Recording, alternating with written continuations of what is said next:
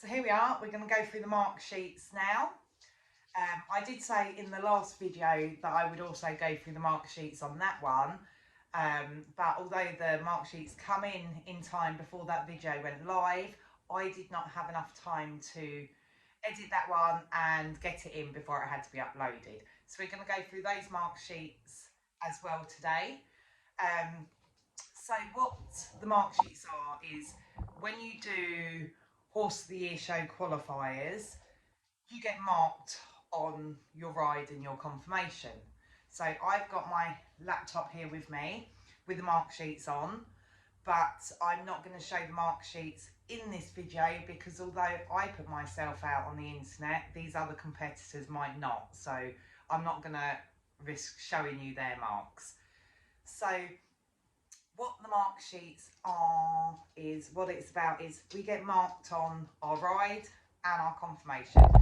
It's maximum of 100 points overall, so we get 50 points maximum for our ride mark, which they have written down as show and freedom of action mark, and then we get a maximum of 50 points for our confirmation, which they put as breed type and confirmation.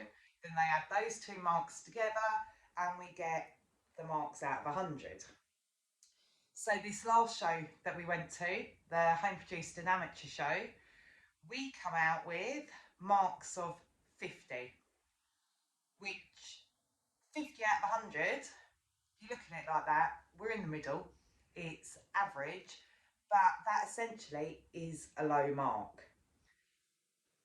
But you can't just look at it as an overall like that. I look a little bit deeper into the mark sheets. So what this shows to me, the way they do their mark sheets, this is a harsh judge. She scored everyone really pretty low. How it is I was pulled in to begin with 4th place. There was, I don't know how many, there must have been 25 plus competitors. So of course whoever's pulled in first, they go do their ride, they come back, they then go do their confirmation whilst the second person is doing their ride, and that's how it moves quickly. So it wasn't long before I had to go do my ride, and then I go on to do my confirmation. By then my groom, Steve, had come into the ring, because they hold the horse and help you take the tack off so you can do your confirmation. And he can stay in the ring until every single competitor has done their ride. So he was holding the horse, Willow was tacked up. We had a long time that he was allowed to be in the ring. I don't need to get back on the horse until it is time for the final judging, for the marks to come out. So I have a lot of time to watch every competitor that went round. So what I'm seeing on the mark sheets and what I saw on the day there, this judge is harsh. There was no one that I can say, yes, we canted when we shouldn't have. One competitor bucked and one competitor held their hand up and withdrew. No one else, from what I could see, done wrong, done anything they shouldn't have done in the show. So there's no reason why some of these marks should be this low, but she's been low to everyone. So clearly she is a harsh marking judge, and that doesn't matter as long as it's across the board for everyone.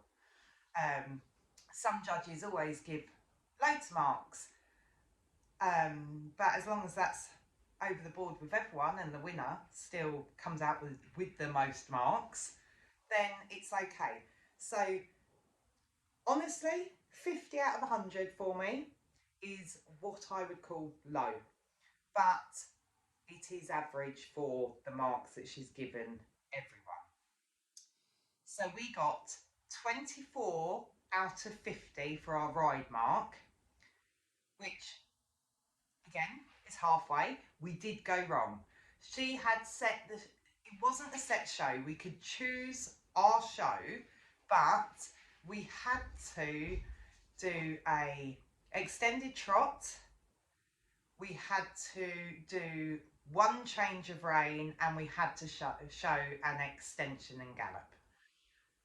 So the three things you wanted to see. How you designed your show was completely up to you, but there was not many variations we could do to just add those things. So yes, we cantered when we shouldn't have.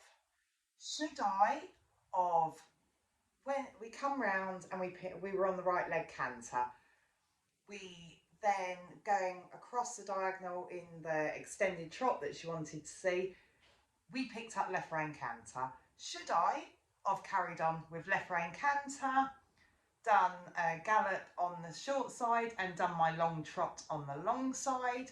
In hindsight, yeah, I should.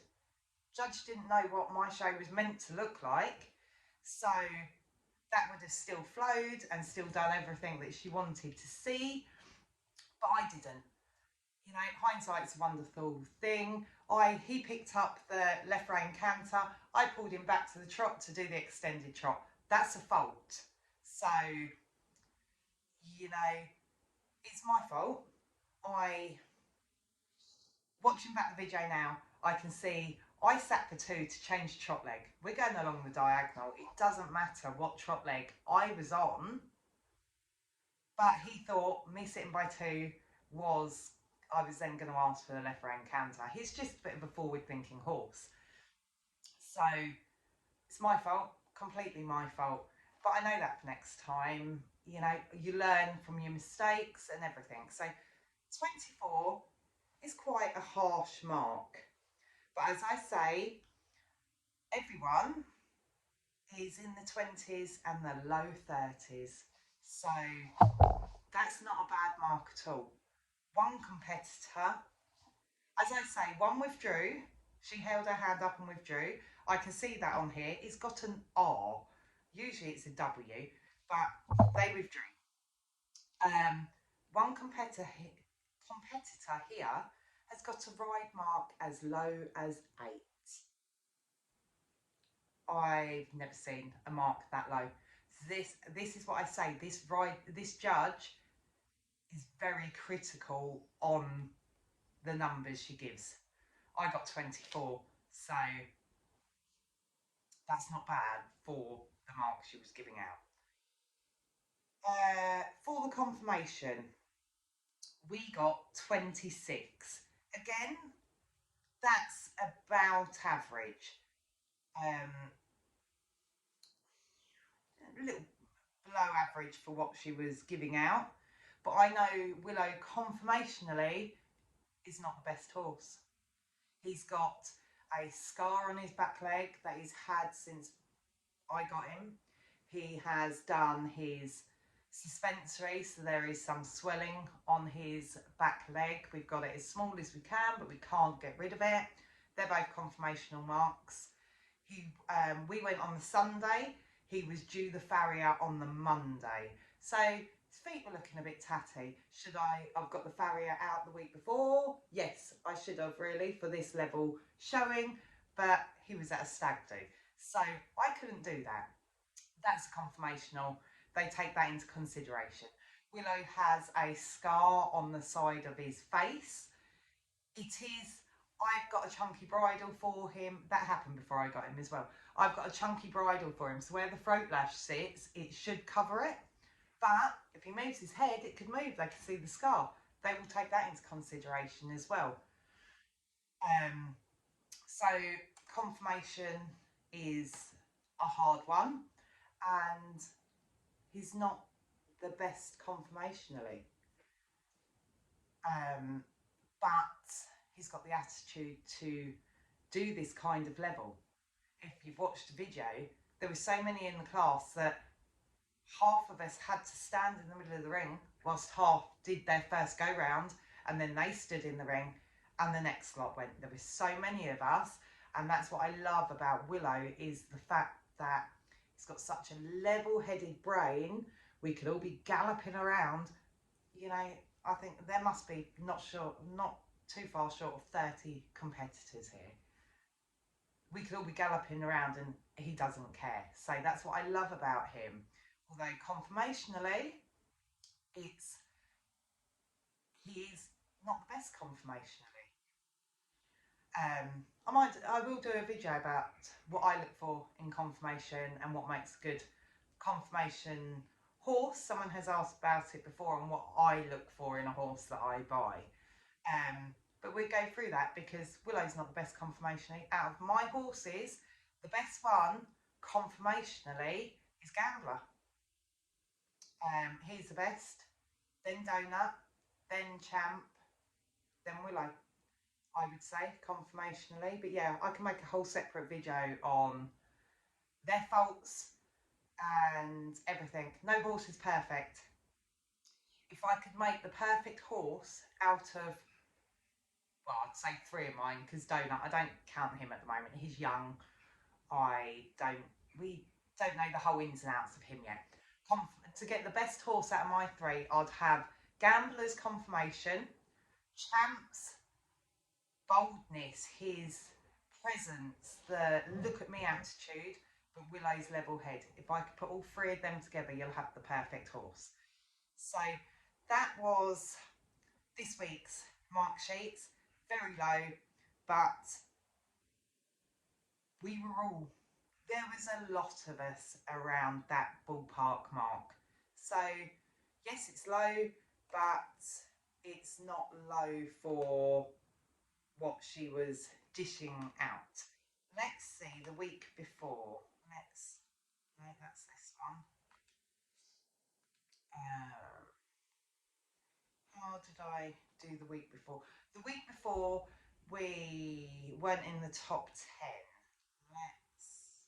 And I did do a fault the week before as well.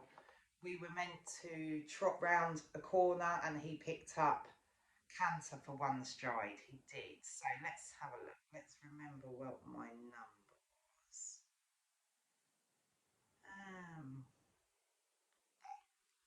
Okay, so the week before we got a score out of 100 as 65. So this is it. Some judges give higher marks out, some judges give lower. This week we got 50, week before we got 65. So I would not look at the overall scores as a whole. Because otherwise, if I looked at it just as 65 one week, 50 the next, my horse could have lost a leg. You know, how do the judges come up with these marks? I don't know. So you have to look deeper into it. So this time we got a ride mark of 29 out of 50. So still slightly higher than this one. But again, we done a fault. Yes, there was still someone on 25. 29. So yes, it's not the lowest ride mark, and we had a fault. There are a few that are higher, and then the week before we got a conformation mark of 36. What did we get this time? 24, 26, one of them. So that conformationally was a lot higher. But again, this judge has given higher marks because there's some conformation that is 43. 46 was the highest conformation mark that she gave. What did we give? So 46, 36. So I know he's got conformational faults. With his conformational faults, do I think he will ever qualify me for the Horse of the Year show? Probably not. But I have never done this level before in my life, so I need his mentality, his level-headedness to get me in the ring, not put me in danger, because believe me, they're all trying to win. You get cut up, people gallop up behind you, everything. So I need his level-headedness in the ring to teach me what I'm doing at this level, what is expected of me and everything. So he's made as safe as it can for me. whilst I learn. So then when I do hopefully get Champ there, he's a bit more bolder, he's a bit more fiery. I know what I'm doing, and I can focus more on calming him down instead of being nervous at being at this level and not knowing, being completely new to it. So that is my theory on it. I love Willow to bits, absolute smashing horse he is, but can he do this level? Don't know. So yes, complete 2 different weeks, completely different marks. Do I think these mark sheets work? Yes, in a way, because at least it gives us some knowledge in how we're doing. Because as I say, I haven't been placed in both these shows. They only pull the top 10 in. Anyone that's come below 10, you don't know where you've come until you look at these sheets. So in that way, I think these mark sheets work. But of course, we've got our show and we've got our confirmation. We have no idea where we've gone wrong in the confirmation or where we've gone wrong in our show. I know I've made faults, so I know that there are faults in both these mark sheets for me. But how else I better myself, I don't know. What are my views on these mark sheets? What could they do better? I mean, it's hard. They could. My thing, if I could change something about it, I'd make them so that every show we have a set show, so we know what we're doing, and then you score it like the dressage. I mean, when you've got 30 competitors in a class, would it be too much to do? But then at the end of the day, a dressage test, you're only in the dressage for about 5 minutes and they've done your mark sheet. But at least then you know if you've got a weak gallop. Willow's got a weak gallop. He's not very good at that. At least then, if we'd had a set show and it was like the first movement, walk away from the judge, second movement, trot right, at least then we know if we've got a wobbly walk, some of them do at the show, they seem to hang to their competitors, the lineup. If you score low there, at least you know that's where you went wrong. If we've got a weak gallop and they score that low, at least we know that's what I've got to work on. This, you've got more pinpoints on where you've gone wrong, where you can better yourself. I do know Willow's strengths and weaknesses. I do know he is actually better at a fancier show if we can make it our own and we can do simple changes and trot extensions. He's good at the fancier stuff, but this was set out at such a simple show that we cantered. We had to do a long trot and then canter again. He's not used to that. He is used to doing a simple change in the canters, and I suppose that is my fault that I've trained him a lot to do that, because I expect to do that a lot. Very rarely are we asked for a simple show that we were asked for this week. But so if you've got any questions, then let me know down below and I can try and go further into it. I think I've covered everything about this and tried to explain these mark sheets as best I can. They are good, definitely are good. It's nice to know where we've come and have a rough guide on our marks and that, but I do think something could be done to help us just know where we have gone wrong a little bit more, just so we can then work on our training. But that's the end of this video, and I'll see you again next week for the next one. Bye.